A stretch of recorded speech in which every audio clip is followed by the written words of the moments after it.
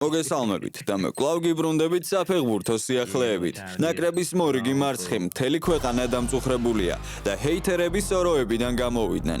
დღეს განვიხილავთ ნაკრების მდგომარეობას და იმ ყალბ გულშემატკივრებზე ვისაუბრებთ, რომლებიც გამარჯვებისას სოროებში არიან, ხოლო როგორც კი ეძლევათ შანსი ქვევს ესვრიან ჩვენ ბიჭებს. მოიწონე ეს ვიდეო. ჩვენი მიზანია 1000 ლაიქს ავიდეთ. ასევე თუ გჯერა ნაკრების წარმატების გამოიწერე არხი. ნახოთ რამდენი ვართ ასეთები. ახლა კი ფეხბურთს დაუბრუნდეთ. მსოფლიო ჩემპიონატის საკვალიფიკაციო ეტაპის ბოლო ტურში საქართველო ბულგარეთს ესტუმრა და 1-2 დამარცხდა. წაგების მიუხედავად საქართველო მთელი მატჩის განმავლობაში უპირატესობას ფლობდა, თუმცა დაცვაში დაშვებული შეცდომები ჯვაროსნებს ძვირად დაუჩდათ. ანგარიში მე-10 წუთზე გაიხსნა. ბულგარეთმა თავისი პირველივე კონტრშეტევა გოლად აქცია. თავი რუსევმა გამოიჩინა. გაშვებული გოლის შემდეგ სანიოლის შეგირდები კიდევ უფრო მეტად გააქტიურდნენ და რიგით მეორე კონტრშეტევა გამოეპარა. გოლის ავტორი ამჯერად კრასტევი გახდა. პირველი ტაიმი ბულგარეთმა 2-0 მოიგო. მეორე ნახევარში საქართველოს ზეწოლა კიდევ უფრო გაზარდა და ფაქტობრივად ბულგარეთს მომენტი აღარ ქონია.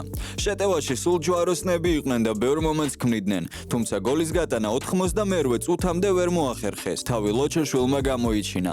საბოლოო ჯამში საქართველოს 6 მატჩში მხოლოდ 1 მოიგო ბულგარეთთან პირველ წრეში საკუთარ მოედანზე 3-0. სანიოლის გაწვრთნილმა ნაკრებმა ასპარეზობა ჯგუფში მესამე ადგილზე დაასრულა. არავის გვექნებოდა შეკითხვები ბიჭებთან, რომ არ გვენახა რეალურად რა შეუძლიათ. როგორ თამაშობდნენ სანამ გავიდოდით და როდესაც გავედით ევროპის ჩემპიონატზე. ისეთი შეგრძნება მქონდა, რომ სიკვდილისთვისაც კი მზად იყვნენ. ხომ გახსოვთ ის მომენტი, როდესაც ბუდუ ზივზივაძემ თავი მიუშვირა ბურთს, რომელსაც მეტოქე მთელი ძალით ურტყავდა ფეხს. კი, ახლა ნამდვილად ვერ ვნახე იგივე განწყობა. მართალია ისე აღარ დაფრინავდნენ, მაგრამ ქვეყანაზე ყველაფერს აქვს მიზეზი.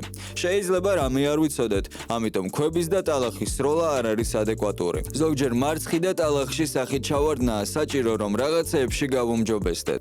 ის ხალხი, რომელიც ახლა ამ ბიჭებს მიწასთან ასწორებს, ჩემი პირადი აზრით დაბოღმილი, არაფრის მაქნისი ნეგატიური ბრბო არის, რომლებიც საკუთარ ცხოვრებაზე გამწარებულები ეძებენ პრობლემებს სხვებში და ოღონდ ვინმეზე გაიშვირონ თითი საკუთარი თავის გარდა. გულშემატკივარი ქვია მაშინ, როდესაც რთულ დროს ხარ შენი გუნდის გვერდში, თორემ კარგ პერიოდში საქართველოს მთელი მსოფლიო უჭერდა მხარს, მაგრამ ასე დროს, როდესაც არაფერი გამოგდის, ვინ თუ არა ჩვენ გაამხნევებს ამ ბიჭებს.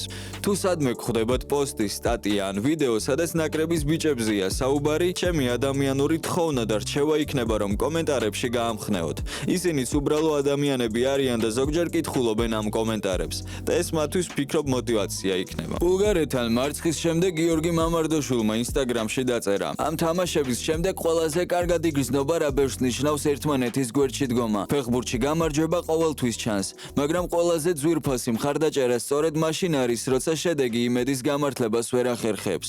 ჩვენ ერთად გვქმნით ამ ისტორიას, რომელიც მხოლოდ მოგებებით არ იწერება და სწორედ ასეთ მომენტებში ჩანს, ვინ დგას გუნდის გვერდით ბოლომდე. მადლობა ყველას, ვინც დღესაც გუშინაც და ხვალაც ჩვენს უკან დგას და იდგება. წინ კიდევ დიდი გზაა და ჩვენ გავაკეთებთ ყველაფერს, რომ ეს გზა გამარჯვებით გავაგრძელოთ. თქვენი მხარდაჭერა ყველაზე დიდ ძალას გვაძლევს. მატჩის დასრულების შემდეგ სხვა ქართველმა ფეხბურთელებმაც გააკეთეს კომენტარი. აი მაგალითად რასიძახის ზურიკო დავითაშვილი.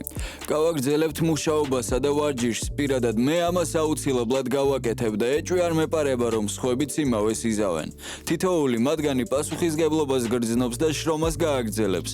დაუბრუნდებით მინიმუმ იმ წარმატებიც, რაც საქართველოს მოუტანეთ და იმავე მწვერვალს მივაღწევთ. ოთარ კიტეიშვილი. კომაგებს უდიდესი მადლობა. ვნახეთ ბულგარეთმა როგორი ცარიელი ტრიბუნების წინაშე ითამაშა და შეიძლება სტადიონზე უფრო მეტი ქართველი გულშემატკივარიც კი იყო. მადლობის მეტი არაფერი გვეთქმის. მადლობა მათ, რომ ყოველ რთულ პერიოდში განსაკუთრებით ახლა, რაც გვაქვს, ჩვენ გვერდით არიან და ყველაფერს ითვალისწინებენ. შეიძლება არც გვეკუთვნის ასეთი გულშემატკივრობა, მაგრამ მიუხედავად ამისა ყოველთვის ჩვენთან არიან და დიდი მადლობა მათ. ნამდვილად დასაფასებელი სიტყვები ბიჭებისგან.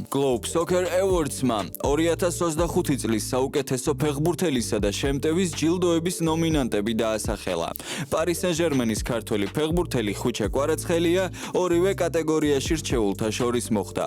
კვარას კონკურენტები საუკეთესო ფეხბურთელის ჯილდოზე არიან უსმან დემბელე, ლამინ იამალი, კილიან მბაპე, ერლინგ ჰოლანდი, გიოკერეში, ლაუტარო მარტინესი, ჰარი კეინი და სხვები. საკმაოდ დიდი და დამაჯერებელი სახელები. Globe Soccer Awards-ის ჯილდო ტურნირების ფინალისტების გამოსავლენად გამოკითხვა მიმდინარეობს და შეგიძლიათ კვარაცხელიას მხარი დაუჭიროთ. ბმულს დავტოვებ კომენტარებში და აღწერაში. ხმის მიცემის დასრულების შემდეგ ფინალისტები დასახელდებიან და საუკეთესოს მათგან აარჩევენ. ცნობისთვის ქართველი ფეხბურთელი FIFA-ზე ბესტმაც გამოარჩია და ხვიჩას შეუძლია წლის სიმბოლურ ნაკრებში მოხვდეს, რაც საკმაოდ კარგი ამბავი იქნებოდა. როგორც მოგეხსენებათ, საფრანგეთის სუპერთასის ფინალში ერთმანეთს Paris Saint-Germain და Marseille დაუპირისპირდებიან.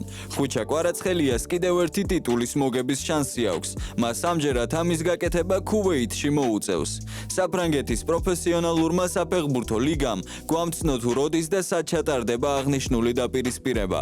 სუპერთასის ფინალი 2026 წლის 8 იანვარს ქუვეითში, კონკრეტულად კი დედაქალაქში ელ-ქუვეითში ჩატარდება. ცნობისთვის საფრანგეთის სუპერთასი 2009 წლიდან ქვეყნის გარეთ ტარდება. გამონაკლისი მხოლოდ 2020 და 2023 წელი იყო. ასევე გეტყვით, რომ საფრანგეთის სუპერთასი ყველაზე მეჯერ სწორედ ლუის ენრიკეს გუნდს აქვს მოგებული 13-ჯერ. წარმატებები ხვიჩას და დარწმუნებული ვარ თავის წარმოჩენას შეძლებს და მორიგ თასს ჩაიწერს თავის სიაში. საქართველოს ნაკრების შემტევმა გიორგი მიქაუტაძემ ვილიარეალის გუშინდელი ვარჯიში გამოტოვა. ესპანური მედიის ინფორმაციით ლა ლიგის მე-12 ტურში მალიორკას წინააღმდეგ ქართველი შემტევის თამაში საეჭვოა. გიორგი მიქაუტაძემ ტრავმა ლა ლიგის მე-11 ტურში ესპანიოლის წინააღმდეგ მიიღო, რის გამოც სანაკრებო შეკრებაც გამოტოვა. მიქაუტაძე გუნდს მიმდინარე კვირის დასაწყისში დაუბრუნდა და სამშაბათს თანაგუნდელებთან ერთადაც ივარჯიშა, თუმცა ესპანურ მედიაში ამბობენ, რომ ქართველმა ფეხბურთელმა კონდიციები ბოლომდე ვერ აღიდგინა და ამის გამო შესაძლოა მალიორკასთან მატჩში მონაწილეობა ვერ მიიღოს. ეს საბოლოოდ ცნობილი დღევანდელი სავარჯიშო სესიის შემდეგ გახდება. არსებობს ვარაუდი, რომ ვილიარეალის მთავარმა მწვრთნელმა მარსელინომ გიორგი მიქაუტაძეს ერთდღიანი დასვენების შესაძლებლობა მისცა და ზედმეტად აღარ გადატვირთა. თუმცა როგორც გითხარით, ქართველი შემტევის ბედი საბოლოოდ დღევანდელი ვარჯიშის შემდეგ გაირკვევა. გიორგი მიქაუტაძემ მიმდინარე სეზონში ვილიარეალის მაისურით ყველა ტურნირზე 12 მატჩი ჩაატარა, 5 გოლი გაიტანა და 2 საგოლე გადაცემა შეასრულა. ლა ლიგის მომდევნო ტურში ვილიარეალი 22 ნოემბერს საკუთარ მოედანზე მალიორკას მიიღებს. ამის შემდეგ კი 25 ნოემბერს ჩემპიონთა ლიგაზე ბორუსია დორტმუნდს დაუპირისპირდება. წარმატებები გიორგის ისევე როგორც ყველა ჩვენი ნაკრების ფეხბურთელს. იმედია მათი კარიერები წინ წავა, უფრო გაიზრდებიან და შესაძლოა რომ ნაკრებს გამარჯვებები მოუტანონ. დღევანდელი ვიდეო კი დასასრულს მიუახლოვდა. იმედია მოგეწონათ, ასეთ შემთხვევაში გლიჯე ლაიქის ღილაკს და გამოიწერე არხი. მე კი გემშვიდობებით და აბა, წარმატებები.